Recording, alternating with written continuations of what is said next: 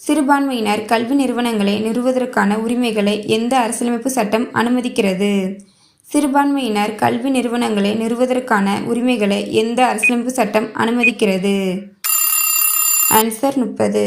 சிறுபான்மையினர் கல்வி நிறுவனங்களை நிறுவுவதற்கான உரிமைகளை எந்த அரசியலமைப்பு சட்டம் அனுமதிக்கிறது?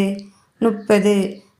6 முதல் 14 வயது வரையிலான குழந்தைகளுக்கு அரசு தீர்மானிக்கும் வழிமுறையில் இலவச மற்றும் கட்டாய கல்வி வழங்கலாம் என கூறும் இந்திய அரசியலமைப்பு விதி எது?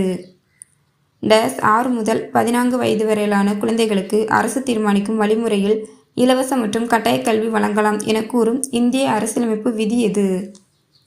Answer 21A. 6 முதல் 14 வயது வரையிலான குழந்தைகளுக்கு அரசு தீர்மானிக்கும் வழிமுறையில் இலவச மற்றும் கட்டாய கல்வி வழங்கலாம் என கூறும் இந்திய அரசியலமைப்பு விதி எது?